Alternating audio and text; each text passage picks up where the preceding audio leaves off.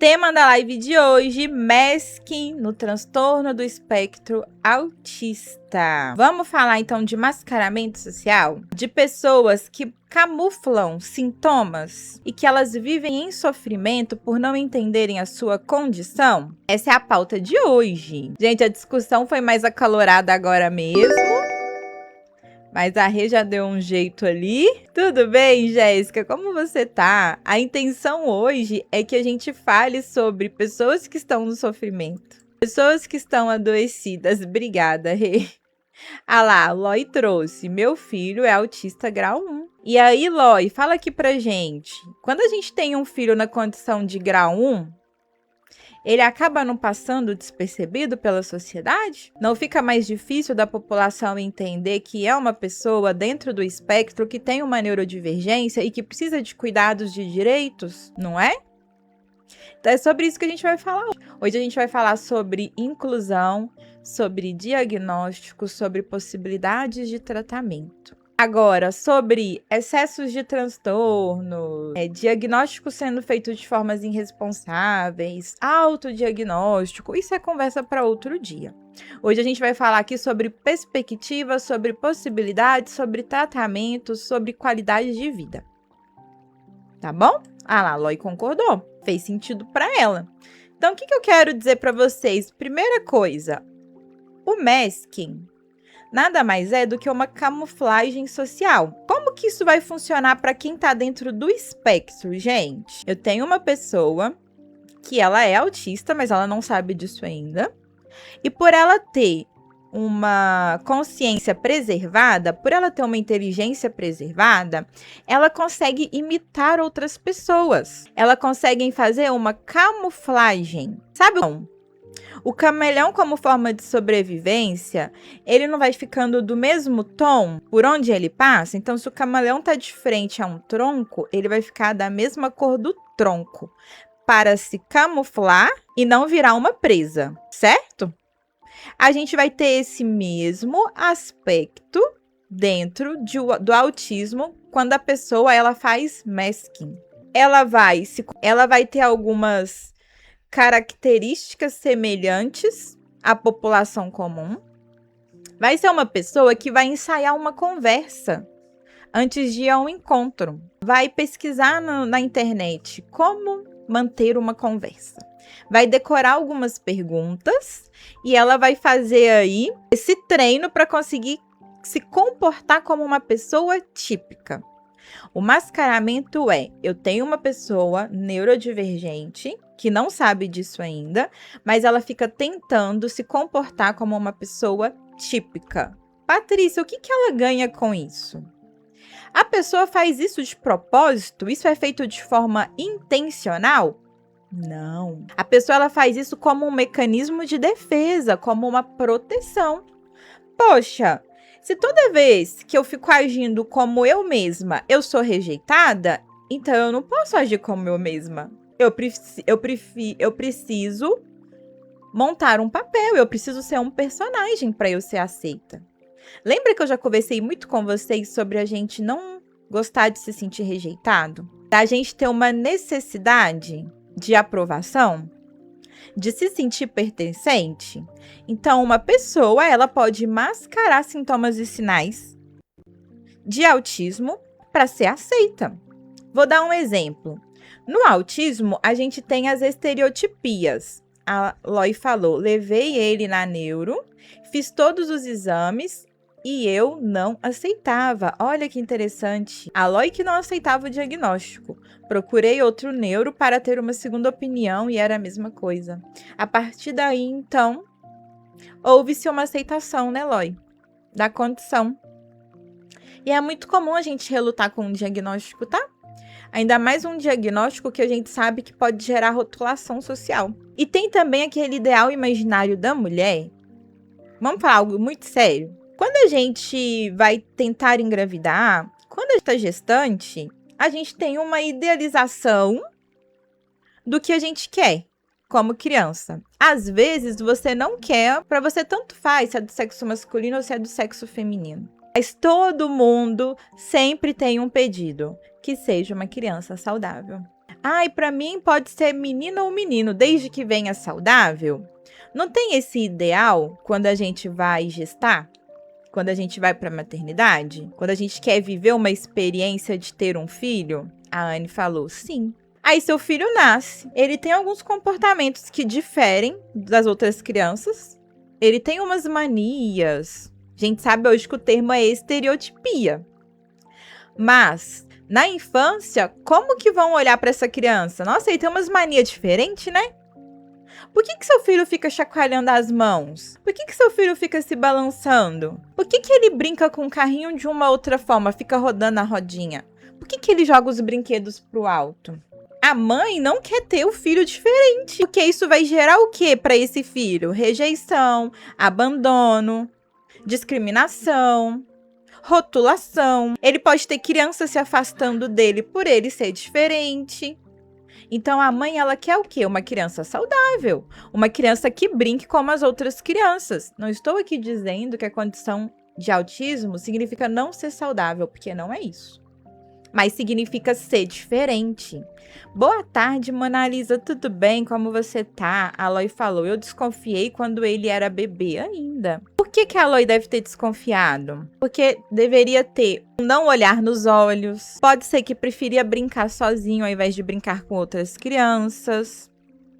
Às vezes não fazia muita questão de contato físico, como abraço, beijo, carinho. Aí a gente começa a perceber que aquela criança, ela tem um comportamento que difere as outras crianças. E a Aloy conseguiu identificar que o filho dela tinha um comportamento diferente dos outros filhos. E a mãe, ela não quer que o filho sofra. Esse é o X da questão. Eu quero que o meu filho seja amado, aceito, tenha amigos. Não quero ver ele sofrendo. Então é por isso que uma mãe pode lutar contra um diagnóstico, uma não aceitação. Obrigada, Margarida, pelas rosas. Gratidão. Obrigada, Nívia, pelo heart. Obrigada, Ricardo, pelo presente. Obrigada, Antônia. Gratidão. Então, eu entendo claramente quando uma mãe não quer aceitar um diagnóstico, porque essa mãe, ela vai fazer o cálculo de tudo que está por detrás desse diagnóstico, por todos os enfrentamentos que vai precisar fazer, de como que vai ser na escola, de como vai ser na vida social, como vai ser na vida adulta. Então, mãe, você que tem uma dificuldade de aceitar um diagnóstico, eu te entendo. Obrigada, Rê. Obrigada, Nívia. Obrigada, gente, pelos presentes. Gratidão. Eu consigo te compreender. E a gente não tá aqui num lugar de julgar, não. A gente tá aqui num lugar de acolher uns aos outros.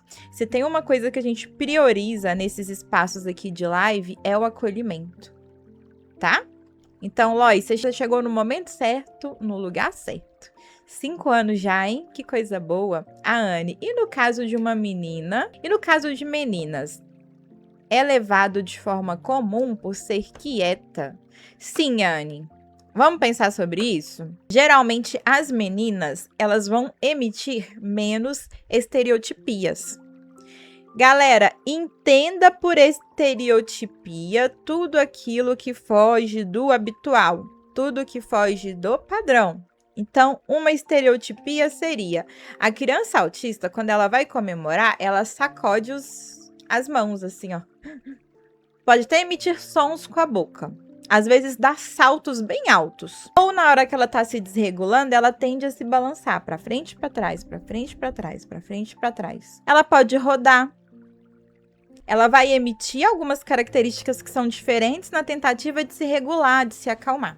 As estereotipias, elas podem ser mais presentes em crianças autistas, nível 2 e nível 3 de suporte, e podem ser menos visíveis no nível 1 de suporte, principalmente em... Por que as meninas mascaram os sintomas e os sinais? Obrigada, Luiz, pelo lembrete. Por que meninas fazem um mascaramento de sintomas e sinais de autismo? Porque a gente vem de um contexto de criação em que espera-se um determinado comportamento da mulher. Então, geralmente, a mulher ela é moldada desde pequenininha a se comportar de uma determinada maneira.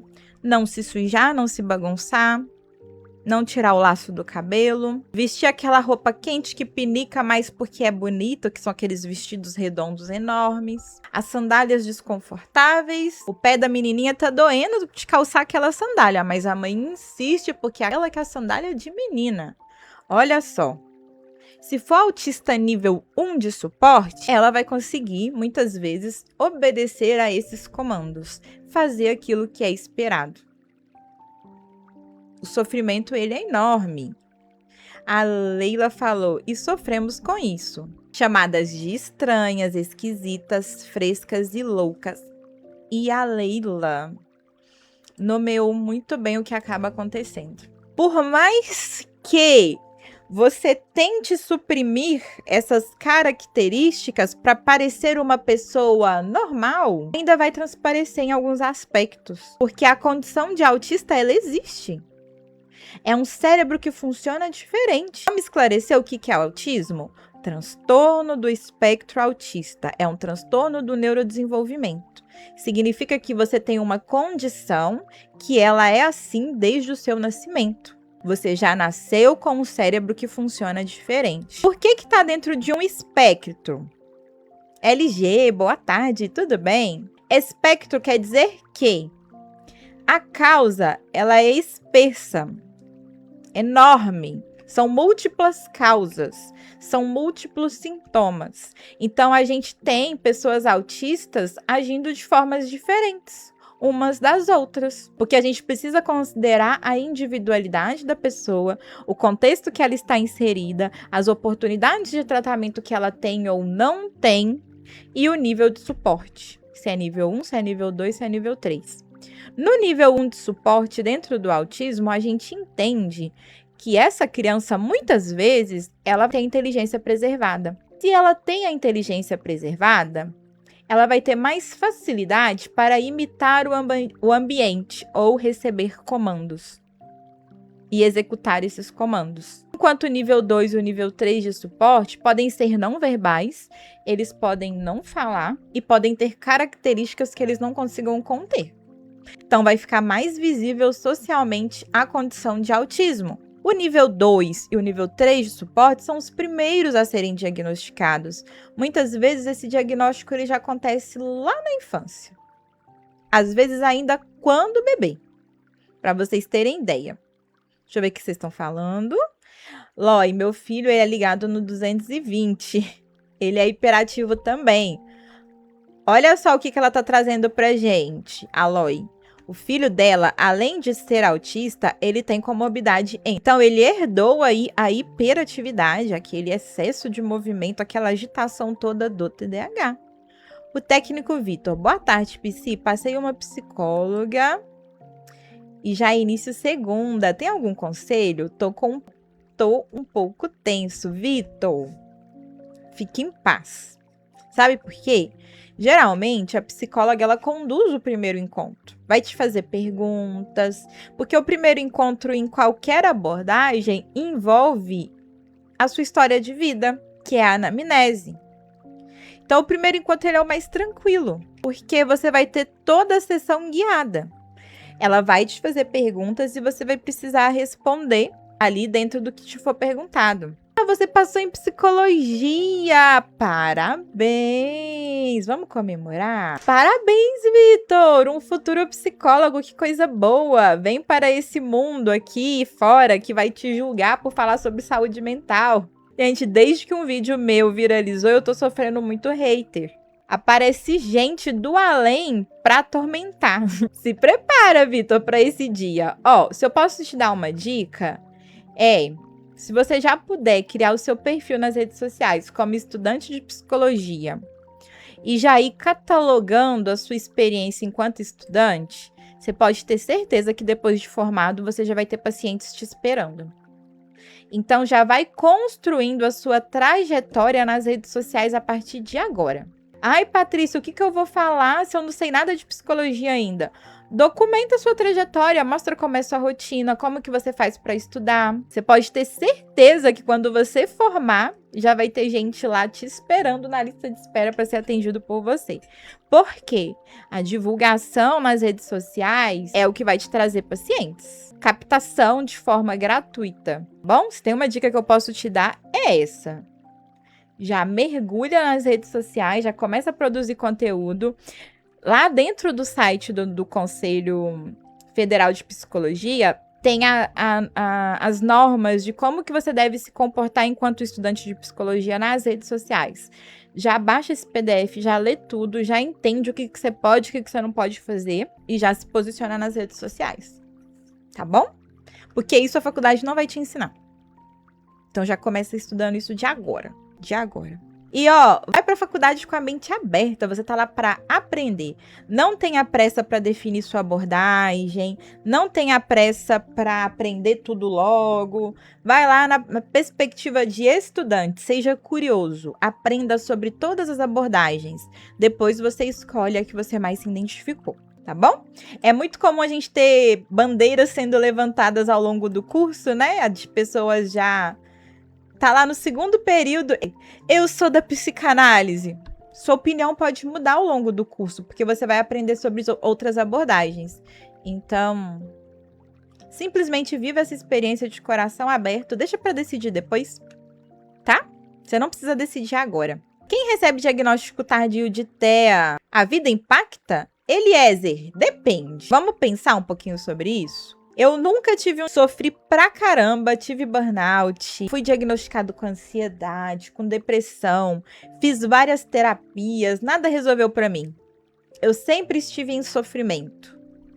A minha vida social é um caos, eu não consegui ter um relacionamento. No trabalho as pessoas me julgam, riem de mim, me chamam de esquisito, de estranho. O que o diagnóstico vai trazer pra você? Em primeiro lugar, explicação. Olha, eu não sou um ET. Agora eu sei por que as pessoas falam que eu sou diferente, eu sou autista. Segundo ponto, tratamento adequado. Você vai ter uma medicação que vai de encontro com as suas necessidades, assim como uma terapia que vai te ajudar nas suas dificuldades. Terceiro ponto, você tem possibilidade aí de competir no mercado de trabalho com melhores oportunidades. Porque você sendo uma pessoa da deficiência oculta, da deficiência invisível, você vai se enquadrar no PCD, pessoas com deficiência. Então você vai ter uma vantagem mais competitiva no mercado, você vai ter direitos. Gente, é direito, não é privilégio não, tá? Uma pessoa na condição de um transtorno que traz prejuízos para a vida dela, ter um benefício isso deixa essa pessoa num pé de igualdade de uma pessoa típica, porque ela tem um cérebro que funciona diferente, tem um cérebro que apresenta limitações nas interações sociais. Isso já deixa a pessoa na desvantagem nesse mundo tão competitivo. Então eu percebo, Patrícia, vejo que um diagnóstico sério, bem feito, bem elaborado, com uma base científica sólida, ele traz liberdade, ele traz perspectivas, ele traz tratamento adequado e direitos. É assim que eu enxergo. Enquanto vem pessoas militar de que parem de rotular as pessoas, parem de diagnosticar as pessoas, eu vejo o diagnóstico como liberdade. É a forma como eu interpreto. Do lugar de quem teve o seu próprio diagnóstico, porque eu sou TDAH, tive esse diagnóstico na vida adulta. A partir daí, várias lacunas se preencheram na minha vida, eu passei a entender muita coisa sobre o meu funcionamento.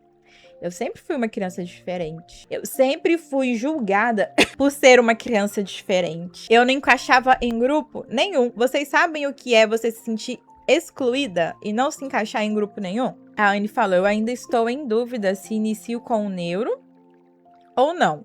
Por muita dúvida mesmo. Tenho algumas características. Olha, Anne, isso tá te gerando sofrimento? Se sim, vale a pena investigar. A Elisângela, o quê? Você é autista nível 1 e TDAH, Elisângela, é isso? Eliezer, autista pode prestar concurso para a polícia? Eliezer, não sei. Ah, a Loi respondeu. Eu conheço polícia autista, pode sim. Eu sei que tem algumas características que você é impedido de prosseguir. Às vezes você passa na prova, mas se você fez alguma cirurgia no joelho, se você tem alguma condição na coluna, se você é estrábico, sabia disso, gente? Eu fiquei chocada, porque eu sou estrábica, né? Que na polícia você não pode ser estrábico, não? Tá no edital. Então, já viu, né? LG, me sinto assim. Elisângela, só piores no tratamento. A Luísa, ó, eu me senti aliviada quando eu descobri que sou disléxica.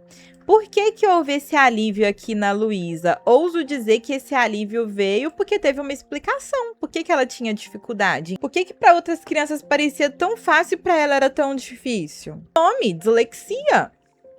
Se você sabe dessa condição, você tem tratamento, gente. Tratamento é liberdade. Obrigada, Ricardo. A Anne, meu psi disse que entendeu o porquê eu levei para a terapia. Me deixou mais confiante para ir atrás. Anne, então vai. Eu te encorajo a ir atrás desse diagnóstico, tá? Elisângela, também fiquei aliviada, porque eu sempre fui diferente. Então, para a pessoa que foi rotulada como sendo esquisita, diferente, como tendo um problema, gente, é libertador você conseguir dar nome à sua condição. Então, diagnóstico traz liberdade de um sofrimento. Você sabe o que é você levar um rótulo de que você é esquisita, estranha, lerda, não faz nada direito? Desse jeito você não vai ser ninguém, você não vai conseguir um marido, você não vai conseguir uma profissão se você continuar assim, sem você ter recursos para poder mudar. Você só ir levando rótulo? Incompetente. Parece que você vai levando um carimbo na testa. Incompetente. Pá. Não, eu sou incompetente. Lerda. Pá. Outro carimbo. A sociedade vai te carimbando e aquilo se torna a sua identidade. Você começa a acreditar que você é aquilo que as pessoas disseram que você é. E isso é incapacitador. Poxa, se eu sou lerda, eu não tenho condições de ser uma psicóloga. Já se viu uma psicóloga lerda? Ela tem que prestar atenção no que o paciente está dizendo, ela vai ter que preencher a papelada, ela vai ter várias responsabilidades. Então, uma pessoa lerda não consegue ser psicóloga, então não vou nem tentar. É isso que os rótulos causam em você. Agora, se você descobre uma condição, não era lerdeza não, era TDAH. Então tem tratamento. Eu posso tomar medicação, eu posso fazer terapias para poder melhorar o meu desenvolvimento, a minha organização. Olha, eu posso ser psicóloga e eu posso ajudar outras pessoas neurodivergentes. Que maravilha! Percebe o que o diagnóstico traz? Já ouvi várias vezes que tenho problema, já fui chamado de lerda, de lesma, de lixo. Olha o que aconteceu com a LG. Entendo, LG, eu me identifico. Luísa, eu sofri muito preconceito na faculdade. Pessoal, tenho 51 e obtive o laudo de TDAH em abril desse ano. Tá sendo bacana. Olha só, gente, a história da Rê. A Rê, nossa moderadora, ela tá sempre aqui com todo cuidado e carinho, cuidando da nossa live. Vocês já conhecem ela. Ela é uma figurinha aqui carimbada nas nossas lives. E olha só, ela teve o diagnóstico dela aos 51 anos de idade. E hoje ela enxerga perspectivas. Ela faz parte de uma comunidade que é essa daqui da psicóloga Patrícia. Ela conversa lá no grupo Neurando com outras pessoas que também possuem algum tipo de neurodivergência. Então ela não se sente sozinha. Ela se sente compreendida. Faz terapia, que eu sei. Não tem idade, exatamente. Nunca é tarde. Eu preciso que vocês saiam daqui esclarecidos disso. Pensa só, se eu descubro a minha condição de autista, eu já consigo nomear, porque eu tenho características diferentes. Então quer dizer que agora eu sou livre para me relacionar com outras pessoas autistas. Porque eu já sei do tipo de pessoa que eu mais me identifico. Eu já sei quem que é a minha turma. Eu posso parar de ter tantas formalidades, de ficar me adaptando em todo lugar que eu chego, e eu posso ir para um ambiente sendo eu mesma e ninguém olhando para mim achando estranho, porque é todo mundo parecido comigo. Gente, isso é liberdade. Né, Elisângela? Sked, estou enrolando de buscar meu laudo por conta da idade. Tenho 23, mas agora com essa eu vou atrás. Isso aí, Sked, bora, não é tarde. Ainda há tempo. Elcio, fui na psicóloga do SUS, enquanto eu falava, ela dormia. Saí pior. Claro, Elcio, olha a experiência negativa que você teve. Infelizmente, pessoal, psicólogos ruins a gente vai ter em todas as áreas, tá? Tudo bem que a gente pode tentar usar ali de uma empatia e tentar entender por que ela dormiu na sessão, porque às vezes a gente leva isso pro pessoal. Posso contar uma experiência muito desafiadora que eu, Patrícia, vivi enquanto psicóloga, relacionada a dormir? Me julguem, hein? Deixa eu contar algo para vocês que eu vivi, para ver se isso ajuda o Elcio, com o que ele vivenciou. Eu, Patrícia, voltei a atender meus pacientes com 4 meses que o meu filho tinha nascido. Eu precisava fazer uma renda, né, gente? Pandemia, o negócio tava difícil. Aí eu voltei a atender na modalidade online. Gente, os primeiros meses de uma mãe é um caos. Ela passa a noite amamentando. Então ela não dorme. É uma pessoa que vive em privação de sono. Toda pessoa que me procurava para fazer terapia, eu explicava a situação. Eu tô com um bebê de 4 meses. Eu tenho certas limitações para fazer o atendimento. Se ele acordar durante a sessão à noite, porque eu atendi à noite, eu vou precisar ir lá rapidinho, colocar ele para dormir de novo. Tudo bem para você? As pessoas concordavam. Tudo bem, aceito, não tem problema nenhum. Um belo dia, eu na sessão, segurando. Gente, eu tinha tido uma noite péssima. Tinha passado a noite toda acordada amamentando, mas eu fui lá pro meu compromisso com a minha paciente. Tô lá tentando prestar atenção máxima no que ela tava falando, gente. Automaticamente o meu olhinho, tchum. Aí eu já fiz assim, na hora. Aí ela olhou pra mim e falou assim, você tá cochilando? Aí eu falei, fulana, me perdoe. Eu tive uma noite muito difícil. Eu sei que isso não deveria interferir o nosso profissionalismo aqui, o trabalho que a gente tá fazendo aqui, mas me perdoe. De fato, eu cochilei.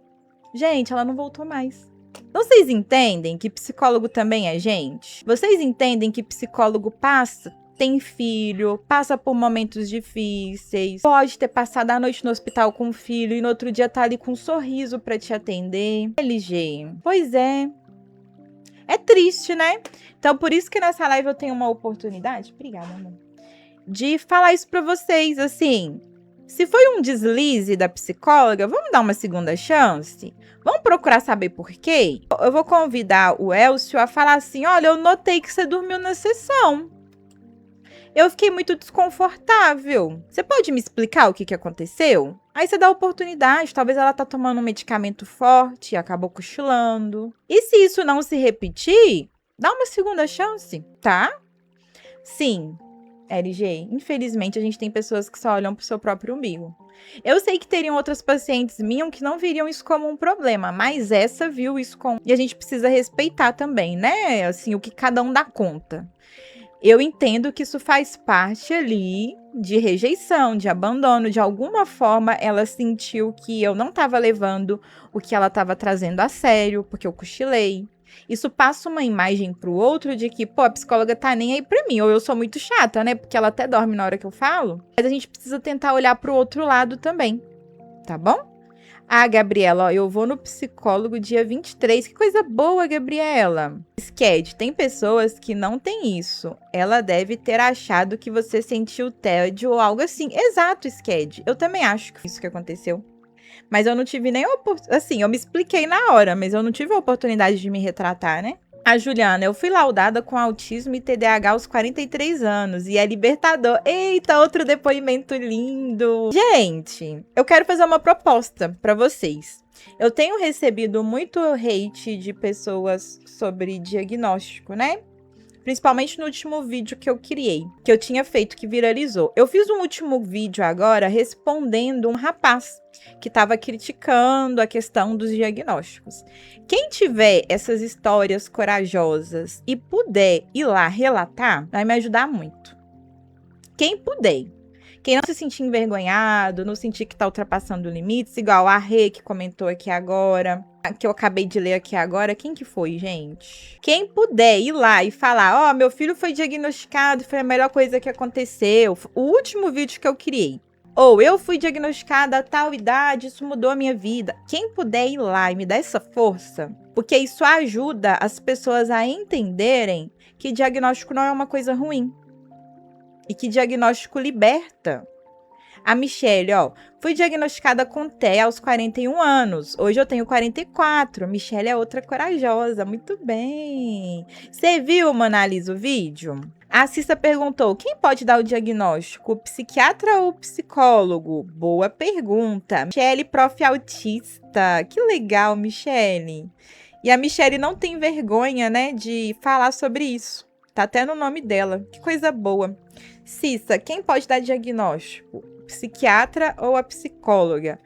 Vamos esclarecer isso aqui rapidamente? Como é feito o diagnóstico de transtornos do neurodesenvolvimento? Tanto autista quanto TDAH, porque faz parte da mesma categoria, dos transtornos do neurodesenvolvimento. É um diagnóstico, pessoal, multidisciplinar. A gente vai ter aí pelo menos 2 profissionais ajudando nesse diagnóstico. O primeiro profissional que a gente vai procurar é o médico. Quem que é esse profissional médico, Patrícia? Ou vai ser o neurologista ou vai ser o psiquiatra. Se eu estou falando de transtornos do neurodesenvolvimento, eu sugiro vocês a irem a um primeiro lugar. Patrícia, na minha região, neurologista é muito difícil. Não tem problema, vai no psiquiatra então. Tá bom? Porque o neurologista, ele estuda mais sobre condições neurais, então ele vai ter mais propriedade sobre transtornos do neurodesenvolvimento. Tá? Neurologista ou psiquiatra vai te pedir exames laboratoriais, de imagem, vai te fazer perguntas e vai te encaminhar para uma avaliação neuropsicológica. Aí é a vez do psicólogo. Que psicólogo é esse, Patrícia? Ó, deixa eu esclarecer algo para vocês. Ontem veio uma moça aqui na live, acredito eu que seja uma psicóloga, de muito mau gosto, debater comigo algo que eu estava falando sobre essa parte. Então, prestem atenção aqui no que eu vou explicar para vocês. A avaliação psicológica é uma coisa. E a gente também tem a avaliação neuropsicológica. Na prescrição do neuro ou do psiquiatra, eles vão escrever assim, ó, avaliação neuropsicológica. Se o seu psiquiatra e seu neurologista tá pedindo uma avaliação neuropsicológica, uma avaliação psicológica serve, gente? Sim ou não? O neuro pediu neuropsicológica. Uma avaliação psicológica serve? Não serve. Isso, Monalisa. Muito bem. Isso, Luiz. Não serve. E ele colocar lá avaliação psicológica, você pode procurar. Ele não precisa ser especialista em neuropsicologia, não. Mas, geralmente, o pedido vai ser de uma avaliação neuropsicológica. Aí, precisa ser um psicólogo com pós em neuropsicologia. Só para deixar isso claro aqui. Tá? Teve uma moça que brigou comigo na live ontem por causa disso. Então, eu já quero esclarecer. Aí, você procura um psicólogo que tenha especialização em neuropsicologia para fazer a sua parte de laudo, que vai ser entrevista bem detalhada, sua história de vida desde a sua gestação até o seu nascimento, até os dias de hoje, testes, inventários, questionamentos. A gente vai fazer todo um levantamento. É feito um documento sobre você. Em média, são 30 páginas sobre a sua história de vida, sobre o seu funcionamento, sobre a sua cognição. Gente, é algo muito completo. Muito completo. Vai estar ali descrito exatamente como é você, o seu funcionamento cognitivo, como é a sua personalidade, como foi sua infância. A Cissa, porque minha mente não para de pensar, não consigo me concentrar em nada. Cissa, a gente precisa avaliar isso. Ficou esclarecido, gente? Marquei neuropsi primeiro. Tem problema? Não tem, Anne? Vai na neuropsi, faz sua avaliação, pega o seu laudo, aí você vai no neurologista. Ele vai te pedir da mesma forma todos os exames e vai comparar com a avaliação, para ele entender se de fato é aquela hipótese diagnóstica ou não. Não tem problema. Eu tenho pacientes que me procuram primeiro para fazer a avaliação. E a gente faz a avaliação. Eu até falo, ó, já vai procurando um neurologista para você fazer a outra parte, porque esse diagnóstico ele é conjunto. A ordem dos fatores aí não afeta os resultados, mas se você Quiser ir primeiro no neurologista, melhor ainda. Tá bom? Por que eu sugiro que vocês procurem primeiro o médico? Para vocês fazerem a parte de exames fisiológicos. Mamãe, Oi. cadê a caixa de caminhos pequenos? Tá lá no seu quarto. Você colocou eles na mochila. Não tô falando da patrulha canina.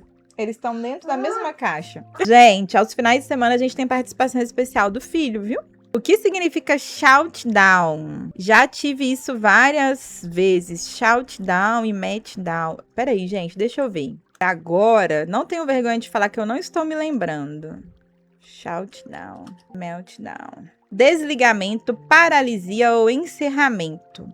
Dependendo do contexto, podendo referir-se a parar um computador, fechar temporariamente uma empresa, você se sentir paralisado. Um termo que a gente traz para dissociação, para paralisia. Vamos falar no português? Shout down, gente, tem relação a você ficar naquele estado de que você não consegue se movimentar, você tá ali paralisado, tático. Sua mente está raciocinando, sua cabeça está pensando, mas você não consegue se movimentar, você não consegue sair do lugar. É uma paralisia temporária. Ela pode vir através do sono, pode ser uma paralisia noturna, ou pode vir ali durante o dia. Você deitou para descansar um pouco, entrou num fluxo de pensamento que você não consegue sair do lugar. Quando a mente dá um apagão, ou você fica paralisado. Não são condições comuns, tá, gente? Se você estiver passando por essa paralisia, por esse desligamento, você tem que procurar um neurologista. Minha filha passou primeiro pelo psicóloga Aba. Ela mandou o relatório pro neurologista. Perfeito, Edivane, assim também serve. Deixa eu conscientizar vocês de algo.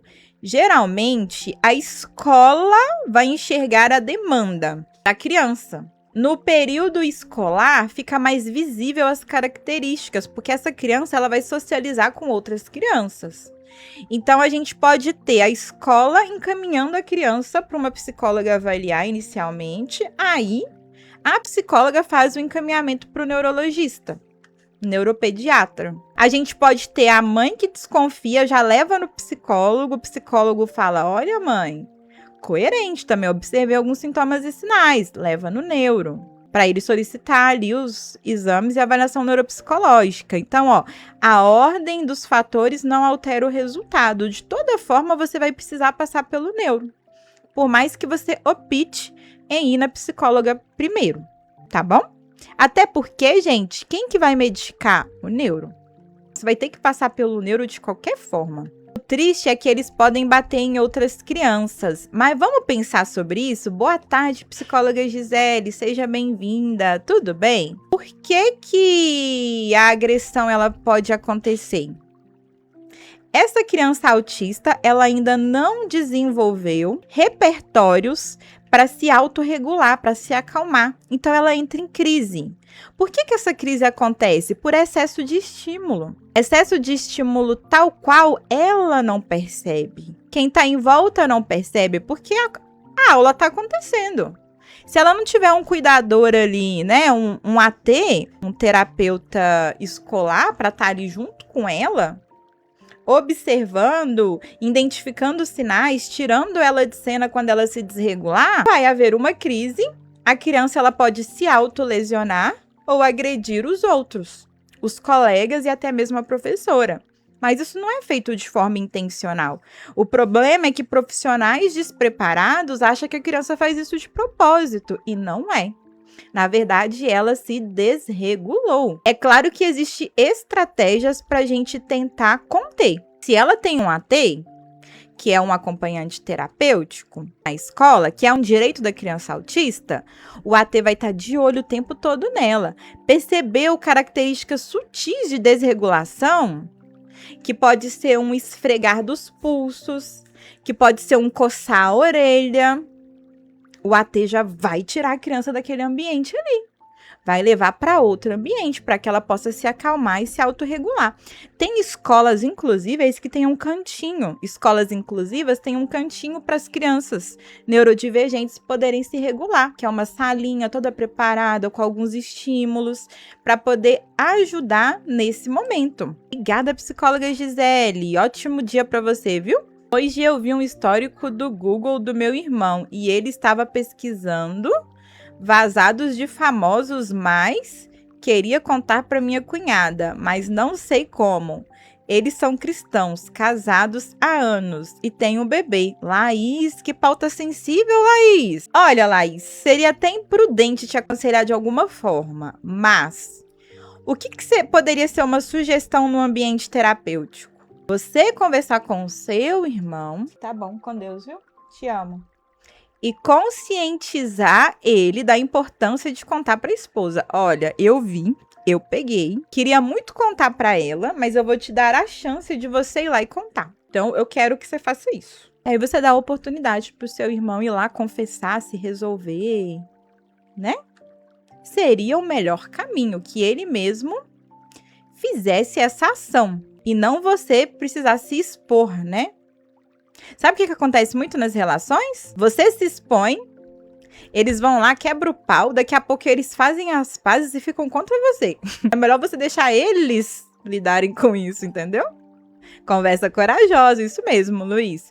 Azael, o meu masking me dificultou no meu diagnóstico do autismo. Olha Azael trazendo aí pra gente um exemplo, que é a pauta de hoje, do que a gente tá conversando. Vamos continuar falando sobre isso? Estefânia Pinheiro, seja bem-vinda. Então, Laís, pense um pouquinho sobre isso. Se você fizer terapia, leva isso para sua terapia, para você entender a melhor forma de você lidar. Vou trazer para vocês agora alguns exemplos de masking, tá? Para vocês entenderem como que o autista ele pode tentar mascarar.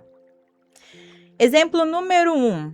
Forçar contato visual. A gente sabe que para o autista é muito difícil olhar nos olhos. Que é um desafio olhar nos olhos.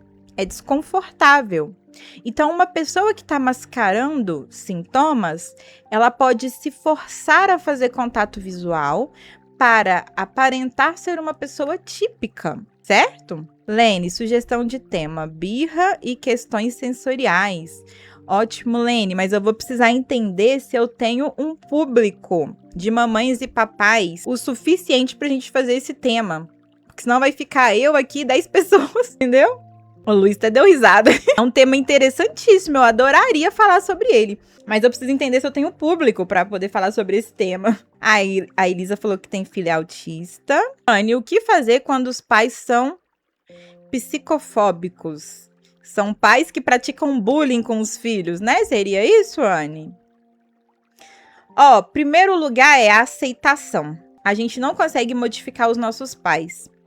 Eles vêm de um tempo que não se falava de transtornos, então isso para eles é muito... E o novo, para quem já tem uma história de vida, assusta. Os nossos pais, eles têm dificuldade de lidar com as redes sociais, de lá com transtornos. Então, o primeiro lugar é a aceitação. Eu fico falando pro meu pai que eu fui diagnosticada com TDAH? Gente, não. Meu pai vai fazer 70 anos, isso é muito pra ele. Ele vai olhar pra mim e vai falar: ai, minha filha, que bobagem, não inventa. Porque ele não entende, gente, ele não compreende, ele não alcança. Eu poderia querer contar isso pra ele, pra eu ser apoiada por ele, falar: ô, minha filha, se a gente tivesse descoberto antes, a gente podia ter te dado melhor assistência, mas ele não vai conseguir fazer isso. Então, eu aceito que ele não vai ser a pessoa que vai me acolher. Eu me acolho. Eu faço esse papel. Então, assim, pode ser que você tenha o diagnóstico, você ainda more com seus pais e eles falam que isso é besteira, que isso é falta de igreja, que você tem que procurar alguma coisa pra você fazer, que mente vazia, oficina do diabo. Isso é tudo crendice, rigidez cognitiva, uma mente inflexível. E onde há ignorância, não tem discurso, não tem fala. Se eu tô num ambiente que não me acolhe, não é o lugar de eu buscar acolhimento. Entende? Gabriela, uma pergunta. Eu não gosto de ficar onde tem muitas pessoas, nem barulho. Puxo o cabelo, olha, balanço o pé. Gabriela trouxe pra gente alguns sintomas importantes. E, Gabriela, o que eu preciso entender? Essa condição é desde a infância ou é um quadro recente? Volta um pouquinho aí. Obrigada, Lene, pelos presentes. Milene, seja bem-vinda. Volta um pouquinho aí no tempo, raciocina você criança. Você tinha as mesmas ações? Você se desregulava nos ambientes? Ou isso é um quadro recente, da pandemia para cá? Isso ajuda no diagnóstico, tá, pessoal? Olha lá, a Gabriela trouxe desde criança. Então, Gabriela, sugiro que você investigue. Busque aí os profissionais para poder investigar se pode ter relação com autismo, tá bom? Maria, no meu trabalho, associaram perto de um autista e ele ficou bravo. Como assim, Maria? Me explica melhor. Fernanda falou, eu tenho TDAH, eu devo ter TEA, certeza. Ó, Fernanda. Obrigada, Lene. Gratidão. Obrigada, Fernanda, que é a nossa super fã. A outra Fernanda que falou que tem o TDAH, mas que pode ser TEA também, é legal você fazer uma avaliação neuropsicológica para você entender. Tudo bem, Fernanda? Como você tá? Ah, entendi. O seu filho já foi diagnosticado, né? J. Fernanda. Ai, que ótimo, Fernanda. Seja bem-vinda novamente. Então, ó, quando a gente tem filhos sendo diagnosticados, a gente também pode ter pais sendo diagnosticados, tá? Galera, bora de tap. Quem me ajuda, ó, no dedinho. Bora bater 50k? Quem me ajuda? Vamos. Quem também puder ajudar aí nos presentes, na nossa metinha. Obrigada, Márcio, pelo heart. Me seja muito bem-vindo. Inclusive, deixa eu até colocar mais um baúzinho aí pra galera poder ativar o heart. Então, ó, a gente falou aqui sobre o contato visual. Pessoas, elas podem mascarar. Obrigada, Rei. Tentando fazer contato social, contato visual, para poder se passar por uma pessoa típica. Então, vamos lá. Você na adolescência escutou de alguém assim, nossa, você é estranho, você não olha no olho, né? A gente conversa com você, você fica desviando o olhar, você fica olhando para a parede, para os lados. A pessoa, para não se sentir rejeitada, ela pode tentar manter o contato visual, mesmo que seja muito desconfortável, para se sentir uma pessoa típica, para se sentir pertencente.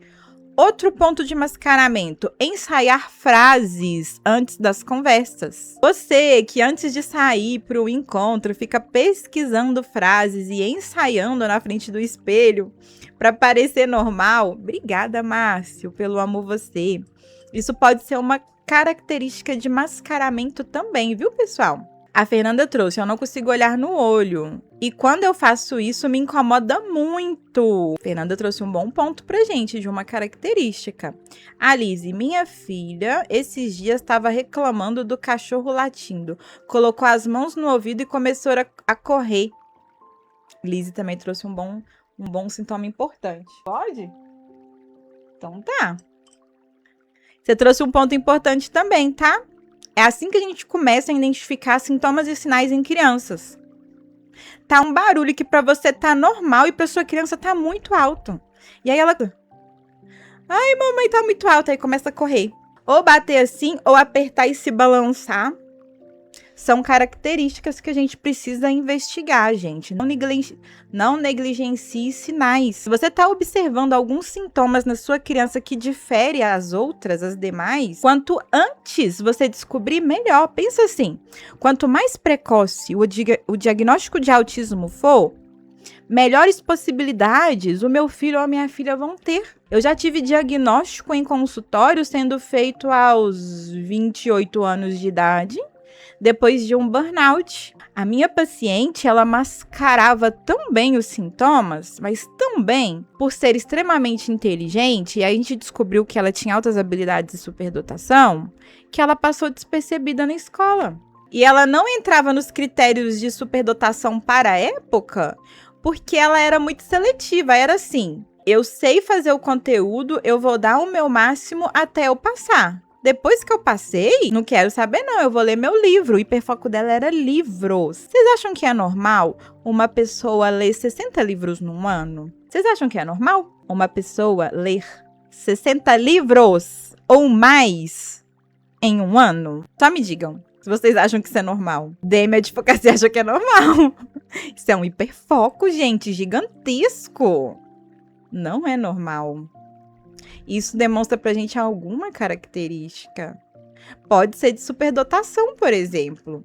Pode ser de hiperfoco de um transtorno. Tanto do autismo quanto de TDAH. Tá? Então, uma leitura excessiva que a pessoa tá o tempo todo com a cara enfiada em livros, vai demonstrar alguma coisa pra gente. Não é normal você ficar lendo ao ponto de esquecer de ir no banheiro, de comer, que tem que dormir. Não é normal, gente. Não é normal. Você não vê as pessoas típicas fazendo isso, tá? A Azael, dependendo do meu estresse, mas a Azael foi identificado com autismo, então faz sentido. A Ju, eu ando na ponta do pé. Não converso em grupo. Ai, peraí. Eu ando na ponta do pé. Cadê? Perdi. Alguém fixa de novo? Isso. Eu ando na ponta do pé. Não converso em grupo. Não consigo. O meu filho é autista. Será que eu sou também? Ju, a gente precisa identificar o seguinte. Quando uma criança é diagnosticada com autismo, isso vai vir da parte de algum dos pais. Ou é do pai ou é... Então é interessante... Oi, você tava brincando de mangueira? Mas depois eu vi que brincando sozinha não é tão legal. Não, eu já vou terminar aqui. Eu vou lá brincar com você. Tá. Vou jogar água no outro. Ah, não, mas não é pra você jogar agora. Só eu jogo em você, tá? Já tô acabando aqui, filho. Então, ó... Você achou o carrinho? Cabe. Tira essa roupa molhada, meu amor. Daqui a pouco a gente vai lavar o quintal, você me ajuda. Então, pessoal, quando um filho é diagnosticado com autismo, a gente precisa olhar para os pais, porque um dos pais vão ser também. A grande probabilidade de um dos pais serem também, ou por parte da mãe ou por parte do pai. Se não for o pai ou a mãe, a gente vai ter ali alguma questão hereditária, porque a gente entende que os transtornos do neurodesenvolvimento, eles têm causas hereditárias, que podem ser desencadeados de forma mais severa, dependendo do ambiente. Se eu tenho um ambiente extremamente funcional, acolhedor, que ensina estratégias, essa criança ela vai apresentar menos características e sinais. Agora, se eu tenho um ambiente totalmente desorganizado, rotulador, essa criança ela vai ter mais prejuízos da condição dela, tá bom? Pessoal, pega a moedinha no baú para poder ativar o Heart Me. Quem consegue? A Lizzie falou, eu também acho que tenho TDA. Comecei a falar e andar com 3 anos. Pode ser genética. A Lizzie trouxe uma característica importante. Obrigada, gente, pelos populares. Ana Vox, Val, gratidão. O atraso para falar ou andar é uma das características de autismo, que muitas vezes é negligenciado na infância. Às vezes o pediatra que acompanha a criança não está tão atento a esse marco do desenvolvimento. Hoje, ainda bem, a gente tem as cartilhas que são feitas pelo próprio Ministério da Saúde, que é aquele caderninho que já vem com os marcos de desenvolvimento para o pediatra preencher. Então, essas informações, elas já não passam batidas mais. Anderson, seja bem-vindo novamente, porque o pediatra, ele tá ali preenchendo e se tiver alguma alteração, ele vai perceber. Certo? Alguém aqui me perguntou sobre pensamento acelerado e eu acabei esquecendo de responder. Em que condições que a gente pode ter pensamento acelerado? Em quadros ansiosos, pessoas com transtorno de ansiedade, em quadros de TDAH por conta da hiperatividade e da impulsividade, em quadros de bipolaridade no episódio maníaco, border e autista que tem como comorbidade TDAH. Então, alguns transtornos vão apresentar pensamento acelerado. A gente precisa entender aí de onde vem esse pensamento acelerado. É de um quadro ansioso? É de um transtorno do neurodesenvolvimento? É de um transtorno de personalidade como border? É do episódio maníaco da bipolaridade? Então, a gente tem o pensamento acelerado presente em várias condições, tá? Então, a gente precisa fazer a avaliação neuropsicológica para entender a origem. Luciana, pensamento para conversar muito... Como é que é? Pensamento para conversar muito lento, explosivo demais. Sem noções básicas. Em alguns casos, eu não entendi. Reformula a pergunta, por favor. Azael, eu me expresso diferente com os amigos. Não gosto de fazer questão de ninguém. Eu prefiro atividades sozinhas. Azael trouxe características de autismo. Ela foi diagnosticada. Anne, ansiedade demais. Ana Vox, por que os barulhos altos incomodam tanto? Ana, a gente tem uma característica primordial no autismo, então todo autista vai ter uma sensibilidade sensorial. A sensibilidade sensorial, ela está presente nos 5 sentidos: olfato, paladar, visão e audição. Então, as pessoas autistas, elas são mais sensíveis por esse cérebro que funciona diferente.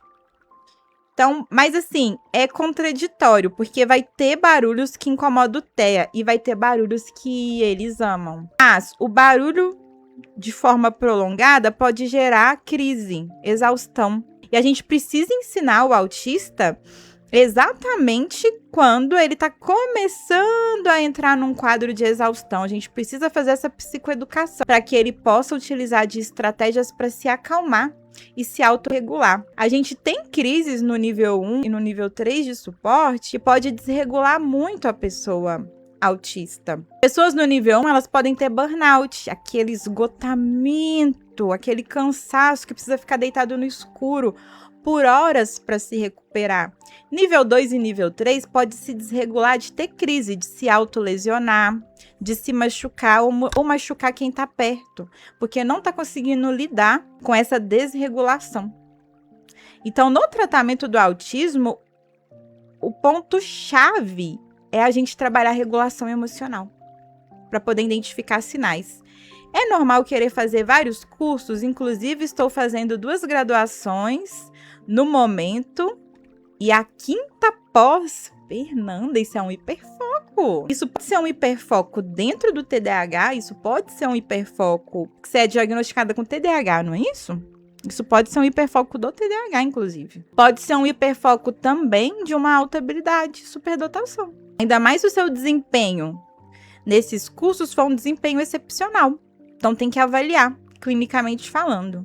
A Luzia, a pessoa que faz mais de 3 coisas ao mesmo tempo, computador, celular e livro. Luzia, a gente precisa esclarecer algo sobre isso. Esse excesso de estímulo, ele é muito buscado pelo TDAH, mas isso não significa que ela está fazendo os 3 com perfeição. Muito pelo contrário, ela está se sobrecarregando de estímulos. E essa conta vai chegar daqui a pouco. Tenta fazer os 3 ao mesmo tempo, mas não vai conseguir fazer com concentração total, porque é impossível, a gente só concentra em uma coisa por vez. Por mais que você tenha altas habilidades de superdotação, você só concentra em uma coisa por vez, com total foco. E pro TDAH, essa conta vai chegar daqui a pouco, numa exaustão. A Ana, mudança de casa tá sendo pavoroso pra mim. Tem algo a ver, Ana? Tem super a ver.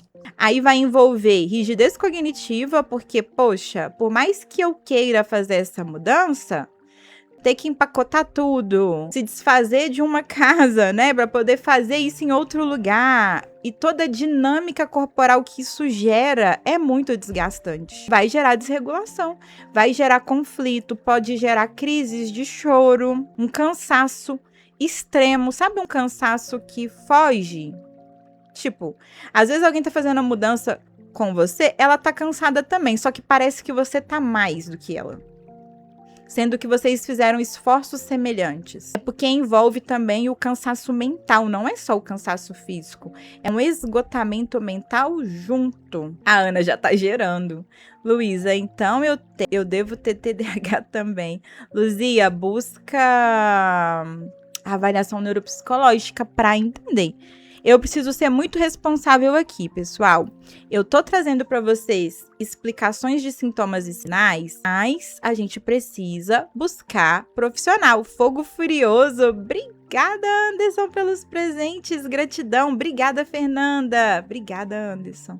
A gente precisa buscar por profissionais para poder fazer essa checagem, tá? Eu estou aqui num papel informativo.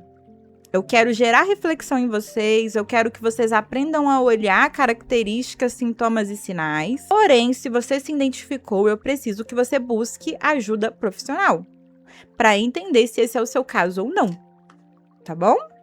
Não quero ninguém saindo daqui falando, eu estive na live de uma psicóloga e eu já sei, eu sou TDAH. Gente, por favor, Não façam isso. Vocês correm um sério risco de ter um diagnóstico errado. A Luzia já faz avaliação. Perfeito. Wesley, é possível ser TOD e autista? Sim, Wesley, é possível. Muito comum a gente ter autistas, homens, meninos, na verdade, né? Porque na vida adulta vai ser o transtorno de conduta. Na infância é o transtorno opositor desafiante. Então é muito comum a gente ter meninos diagnosticados com TEA e TOD. E eu conheço uma diagnosticada com TDAH e TOD. Menina, conheço uma. O que é, Azael? 59k de TEP? 60k? Parabéns, gente! Bora comemorar? Ana, ser obrigada a mudar por dividir a herança tá me fazendo sofrer muito. Não consigo aceitar. Com certeza vai gerar um conflito muito grande, Ana. Pensa só. Você tá tendo que se mudar por um viés de interesse, né? De outras pessoas. Isso vai gerar um desconforto muito grande, uma revolta, um inconformismo, uma dificuldade de aceitar isso. Faz sentido você estar se sentindo tão sobrecarregada nesse momento. Boa tarde, Ica, tudo bem? A Ruth, o fato de minha irmã ser autista me dá quantos % de chance de também ser? Ruth, você tem pais diagnosticados? Se a gente tem um dos pais sendo autista, a chance de um segundo filho também ser autista é de 50%. A chance de um segundo filho, né? A gente já tem um primeiro filho diagnosticado. A chance do segundo filho também ser autista é de 50%. Segundo a ciência, gente. A Zael falou que acha que tem descalculia. Vamos falar um pouco sobre isso? É muito comum, quando a gente tem um quadro aí de transtorno do neurodesenvolvimento, ter associado algum transtorno de aprendizagem. Não é regra, não é obrigatório.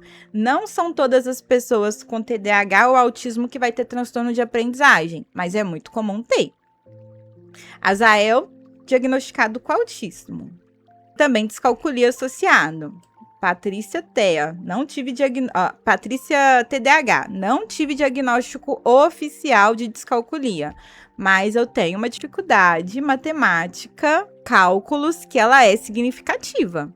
Eu precisava fazer reforço escolar na época da escola, eu tinha muita dificuldade para entender operações básicas, então é comum que dentro do quadro de neurodivergência a gente tem algum transtorno de aprendizagem associado, descalculia, disgrafia, dislexia. Ou a gente tem um outro viés também, pessoas na neurodivergência que têm altas habilidades e superdotação. Cono, seja muito bem-vindo, como você tá? Gente, o diagnóstico de dislexia, ele vai ser feito por uma psicopedagoga, tá? Transtornos de aprendizagem, quem faz o diagnóstico é uma pedagoga com especialização em psicologia. Se for uma pedagoga com especialização em neuropsicopedagogia, mas psicopedagogia já serve. Como é o autista nível 1 de suporte? Ruth, se for mulher, pode viver uma vida toda sem diagnóstico, infelizmente. Porque no nível 1 de suporte, a gente tem a inteligência muito preservada. E às vezes a gente tem altas habilidades de superdotação associado. Então, são mulheres que vão camuflar sintomas. Elas podem parecer ser normais. Ter ali algumas características muito sutis do autismo. E podem vir a ter o diagnóstico lá na melhor idade. Após os 50 anos, por exemplo. Elas vão ter o diagnóstico depois grave, de ansiedade ou de burnout. Seja bem-vinda, psicóloga Rafaela. Tudo bem? Dá um oi aqui pra gente na barra de rolagem. Perguntou: oi, como eu faço para pedir a minha mãe para poder ir ao psicólogo, para fazer um exame para saber? Valen, tenha uma conversa sincera com a sua mãe, explica para ela quais estão sendo suas dificuldades e que você gostaria de ir numa psicóloga? Gente, a psicóloga Rafaela tá na casa. Eu sei que ela é a queridinha da maioria aqui, que vocês já conhecem ela, mas quem não conhece? Eu quero pedir para vocês começarem a seguir ela, tá? Ela faz lives aqui na plataforma de segunda a sexta-feira. Ela tá se especializando em ansiedade, transtornos de ansiedade. Então seguem ela, porque ela é uma pessoa incrível, tem um conhecimento, um carisma, uma desenvoltura nas lives que é ímpar. Eu aprendo muito com ela todos os dias. Então já começa a seguir aí a Rafaela, combinado? Ah lá, ó, a DM Advocacia já segue. A Ruth falou, eu não gosto do fato de hoje em dia rotularem todo mundo como autista por qualquer coisa. Ruth, eu também acho extremamente desagradável. Até porque as pessoas elas estão utilizando isso como ofensa, né? Imagina, Rafa, é um prazer te indicar aqui na live. Pessoas de credibilidade, de confiança vão ser sempre indicadas, viu, gente? Vê. Azael, tenho lentidão com cálculos básicos ou difíceis, não sei. Relógio analógico, tabuada. Choro para entender. Azael, já teve o diagnóstico de autismo, né? Vamos buscar também por entender se existe um quadro aí de descalculia? O que você acha? Bora procurar uma psicopedagoga? Atim, tudo bem? Boa tarde. Jaciara, a creche fala que meu filho é especial, já me deu relatório, mas eu não acho.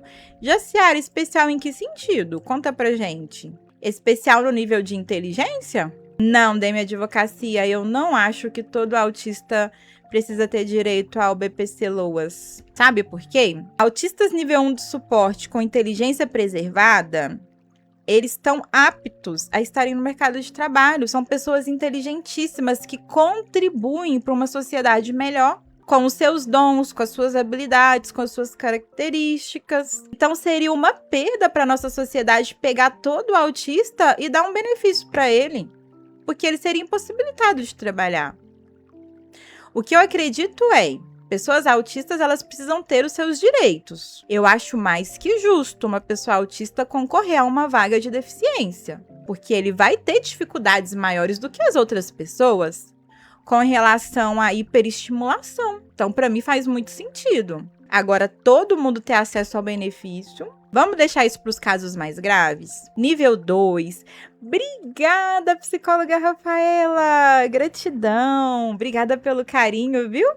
Muito obrigada por ser uma apoiadora do meu trabalho. Gratidão. Fiquei muito feliz.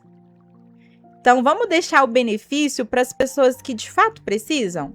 Nível 2, nível 3 de suporte, que não conseguem ingressar no mercado de trabalho, que precisam de cuidadores. Esses sim precisam do benefício. Demi Advocacia, também acho que sou ainda estudante de psicologia. Queria ouvir de uma pessoa que já está atuando. Então, fez sentido para você, Demi Advocacia? Você concorda também? O que vocês acham? Vocês acham que toda pessoa autista deveria ter acesso ao benefício? Obrigada, Anderson, pelo sorvete. Obrigada pela tigela de sundae. Gratidão. Muito obrigada, viu? Gratidão. Anderson tá sempre aqui apanhando o meu trabalho. Obrigada, Rê. Obrigada pelo coração com as mãos. Rê também é uma super apoiadora, gente. Ela tá sempre aqui na garra, moderando. Vocês sabem que não é fácil moderar uma live assim, né? Aparece muita gente sem noção. Gratidão, Rê. Muito obrigada, viu? Demi Advocacia concorda. Quem mais concorda? Ana também concordou. Josélia, o que você escreveu? Fala aí pra gente. Fernanda, como falo com meu psiquiatra que eu acho que tenho TEA? Fernanda, pega algumas características que você já anotou e leva pra ele. Fala, ó, doutor, eu andei participando de algumas lives. Obrigada, Cíntia. Obrigada pelo Dino. Gratidão. Andei participando de algumas lives de profissional da saúde, psicólogos. Eu li algumas coisas sobre o assunto e eu me identifiquei essas características aqui. O que o senhor acha? Acho válido você fazer esse questionamento, tá? Eu acho que todos deveriam ter BPC, mesmo TEA nível 1. Todos têm dificuldades, mesmo que suportes diferentes. Depende, Azael. Se for uma pessoa nível 1 que tá inapta ao trabalho, aí sim. Agora pensa só, eu vou trazer para vocês o exemplo da paciente que a gente chegou no diagnóstico dela. 28 anos, formada em uma instituição pública federal em economia, pós-graduada, com altas habilidades de superdotação, fala 4 idiomas, gosta de trabalhar. Hoje ela tá num trabalho que é home office, trabalha de casa. Ela não tem que enfrentar o trânsito caótico, ela detesta dirigir. Ela não precisa ficar naqueles ambientes barulhentos com aquele monte de pessoa gritando. Eu tiraria o trabalho dela, que ela é muito bem remunerada, daria para ela um salário mínimo para ela ficar impossibilitada de exercer uma função social? Seria justo, Zael? Ana, eu adoro fazer dinheiro. Gente, se amanhã saísse uma diretriz que pessoas com TDAH têm acesso ao BBC, que têm acesso ao LOAS, eu não queria. Eu não ia querer. Eu prefiro trabalhar. Por mais que eu tenha minhas limitações também, eu prefiro trabalhar. Eu prefiro fazer terapia para ser alguém mais funcional, para me entender, estabelecer limites, até onde eu vou trabalhar, quantos dias da semana eu vou trabalhar, o que é saudável para mim, eu prefiro trabalhar. Para mim, o trabalho, ele traz funcionalidade, ele traz para mim um senso de contribuição social também, é uma forma de eu contribuir para a sociedade através da psicologia. Imagina me tirar isso? Eu acho que eu desceria. Cada pessoa teria suas questões ouvidas, elaboradas. Tim, mas eu tive 2 autistas, são meus filhos. Isso pode ter a ver com o meu diagnóstico? Tim, você já teve o diagnóstico ou ainda não? Eu sou do time da Ana, eu também adoro fazer dinheiro. Dá uma satisfação, gente, muito grande ter o próprio dinheiro, sabe? Conquistar o próprio dinheiro. Eu trabalho, mas às vezes tenho que maquiar muito. Me cansa tentar ser normal, fingir que os barulhos. E aí é importante a gente estabelecer limites. Até quando eu vou trabalhar? Eu, Patrícia, por exemplo, já fechei minha agenda. Tô cadastrando gente na lista de espera. Se eu quisesse apertar, espremer, pegar mais horários, eu poderia, mas não seria saudável. Então eu estabeleci um limite. Eu vou trabalhar X horas por dia, tantos dias da semana. Depois que esses horários se esgotarem, eu fecho a agenda. Que não vale a pena eu me sobrecarregar, não vale a pena ter um burnout, não vale a pena ficar tomando um monte de medicação psiquiátrica para tentar parecer uma pessoa normal. O preço, ele é alto demais. Então aprendam a estabelecer limites. O trabalho faz sentido para vocês? Entendam até onde vocês podem trabalhar. Patrícia, eu não consigo definir isso. Terapia. A terapia vai te ajudar a definir os seus limites, tá bom? Ana, eu me sobrecarrego rápido em CLT.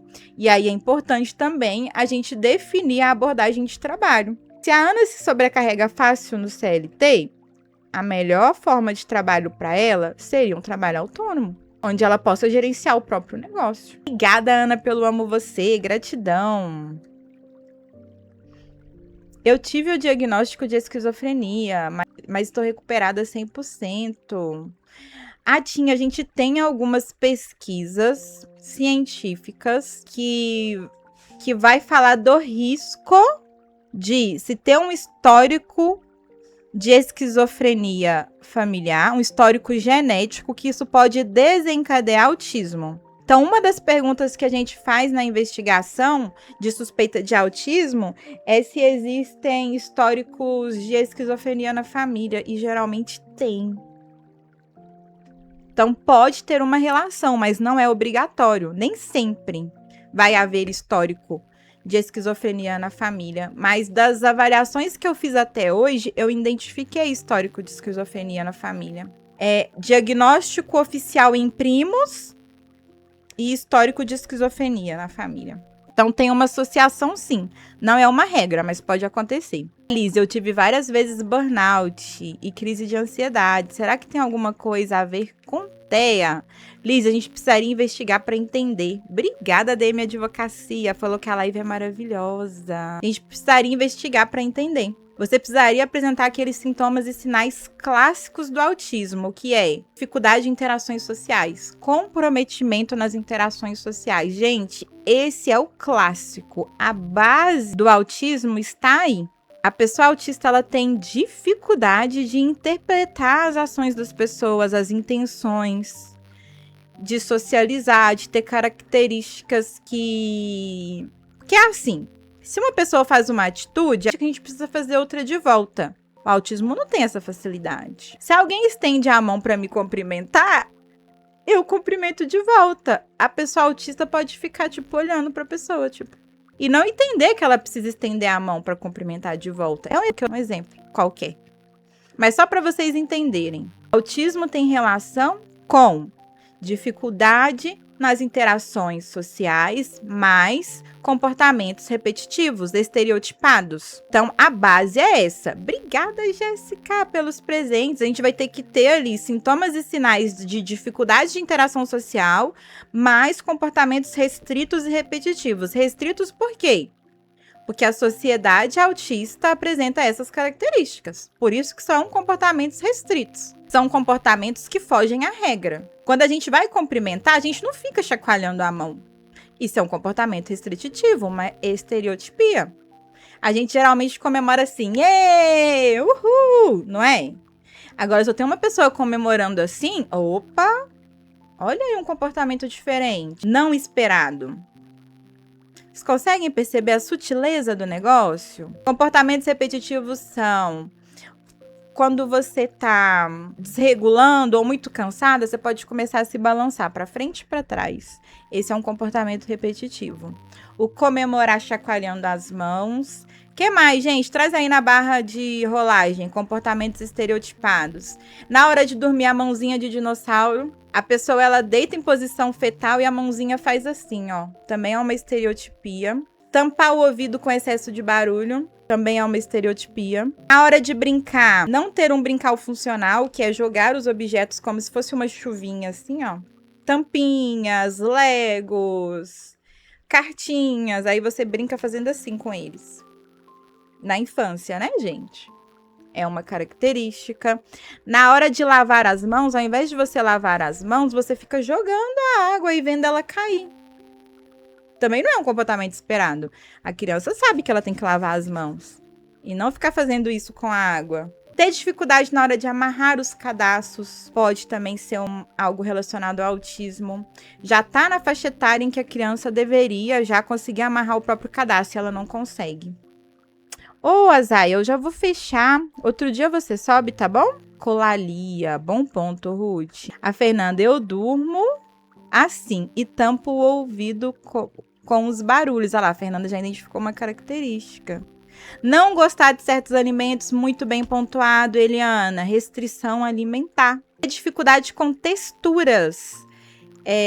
Tanto de roupa, não conseguir vestir determinadas roupas. Ter pavor de etiqueta, de botões, de lã. Geralmente ter uma escolha por determinados alimentos. Então, por exemplo, só come um grupo de alimentos. Só come alimentos com cor amarela. Mas nenhum outro grupo. Nem vermelha, nem marrom, nem verde. É só amarela. E ao contrário, gostar de texturas. A pessoa autista, ela pode gostar de certas texturas e ter pavor de outras. Por exemplo, é muito comum pessoas autistas não gostarem de contato com a areia e grama. A pele, ela é tão sensível, que é uma hipersensibilidade, a pele, ela é tão sensível que a pessoa não gosta de ter o contato com algumas superfícies, com algumas texturas, mas pode amar outras texturas.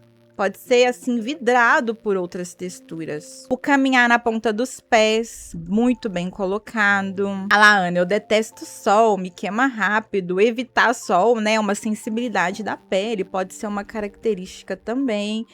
Muito bem lembrado pela Rê. Mais tarde, essa live vai ser disponibilizada lá na plataforma do Play, tá bom? Tá aí, me sigam lá para vocês não perderem as lives lá gravadas. Qual profissional devo procurar para o diagnóstico caso desconfie de ser autista? Primeiro ponto, um neurologista, tá bom? Passa pelo neuro, ele vai te fazer umas perguntas. Sensibilidade aos sons, muito bem pontuado, Ari. Multidões, a luz. A gente tem pessoas autistas que podem ter astigmatismo também. Ter dificuldade com claridade. A gente tem pessoas autistas que precisam sair com protetor, né? Auricular ali, precisa sair com o fone, abafador, para poder reduzir o ruído. Cartas que contam. Descobri aos 57 anos. Tô entendendo tanta coisa que não é frescura. Até me emociona. Ai, que depoimento mais lindo. Cartas que contam. Tá vendo? Porque faz sentido eu estar aqui falando sobre isso, gente. Que não é frescura. E que as pessoas que estão querendo vir pra live pra militar, elas não são bem-vindas. Porque a gente tá falando sobre saúde mental, a gente tá acolhendo pessoas que sofrem. A Ana, eu detesto o verão por conta da luz e sol forte. E Ana, a gente vai ter outros aspectos do verão também. Tem pessoas que têm sensibilidade a esse calor excessivo. E a gente tá vivendo tempos cada vez mais quentes, né? Então, as pessoas TEAs, elas sofrem muito com o calor severo ou com o frio severo. Como identifico se tenho toque? Sei que a live é sobre TEA, mas eu tenho essa dúvida. Deb, o toque está relacionado a comportamentos obsessivos e compulsivos. São coisas que você não consegue parar de repetir. Pode estar com relação a checagem, acumulação, limpeza, pensamentos. Então, tudo aquilo que você precisa fazer sempre, porque senão algo pior vai acontecer, está relacionado com o toque. Então, eu preciso checar todos os dias as trancas da minha casa por inteiro, porque senão o ladrão vai entrar na minha casa. E eu não consigo sair de casa enquanto eu não faço isso, eu até perco o ônibus. Eu já tô lá no meu trabalho, eu esqueci de checar, eu entro em crise porque eu não chequei. Eu preciso sair do trabalho, voltar em casa e confirmar que tá tudo trancado. Isso, por exemplo, pode ser toque. Obrigada, Gláucia, pela rosinha. Gratidão. A Gláucia falou, a minha filha tem TEA e TDAH. E fala muito sozinha. Normal, normalíssimo. Gente, normalize neurodivergentes falando sozinhos. A gente precisa fazer essa ação para se regular. E eu falo muito sozinha, muito. O meu marido, tem hora que ele chega perto de mim e fala, o quê? Eu falei, não estou falando com você, meu amor, eu estou falando comigo mesma. Aí ele acha graça, porque isso pra ele é tão diferente. Uma pessoa que fica falando sozinha, eu converso comigo mesma o tempo todo. Esse é um ponto, viu, Ana? Tenho hipersensibilidade ao toque nas minhas costas. E Kelly, obrigada pela rosa, gratidão. Esse também é um bom ponto. Pessoal, temos alguma dúvida mais? Não, eu vou começar a me despedir de vocês. Hoje a gente já fez mais de 3 horas de live. Pela manhã às 8 e agora ao 12h30. A Anne, eu tenho na cabeça pentear, chapinha. Ah, bom ponto, tem gente que tem muita sensibilidade no cabelo.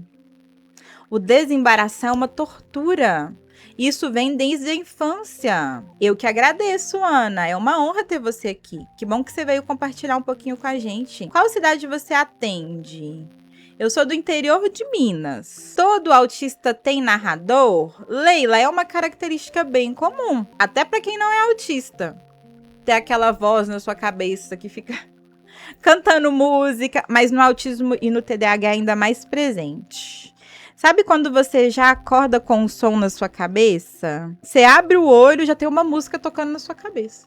Aí você fala, oi? Às vezes é uma música que você não escuta há anos. E a música tá lá e ela toca inteira.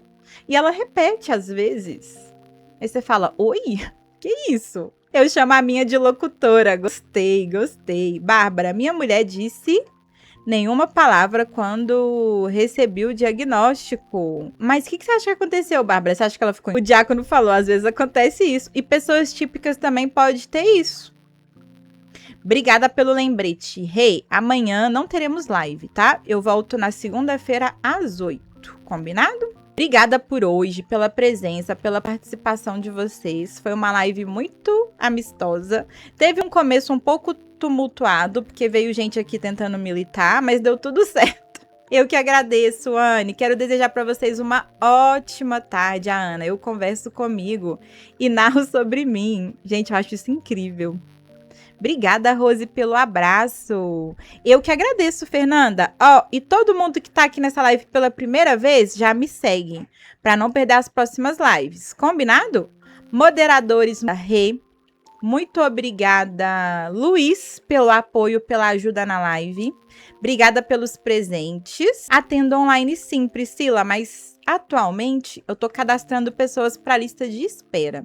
Se você não puder esperar, eu entendo, me chama que eu te indico alguma pessoa da minha confiança para te atender. Tá bom? Mas se você quiser aguardar na lista de espera, é só me chamar. ou aqui na opção de serviços, ou no verdinho no link da bio, que a gente conversa e eu te cadastro na lista de espera. Fechou? Live sensacional, 79k de TEP, vocês estão de parabéns. Segunda-feira a gente volta às 8 da manhã, combinado? Que vocês tenham um ótimo final de semana, bom descanso, aproveitem, tá bom? E até segunda. Beijo, pessoal. Que coisa boa, Lizzy. Ah, e já me segue, hein? Pra você não perder nenhuma das nossas lives. Até segunda, pessoal. Obrigada, Priscila, pela rosa. Obrigada, Diácono. Gratidão. Vou, meu amor. Você até trocou de short já? Parabéns. Me deu vontade. Posso? Pode. Ai, que bom. Eu tava.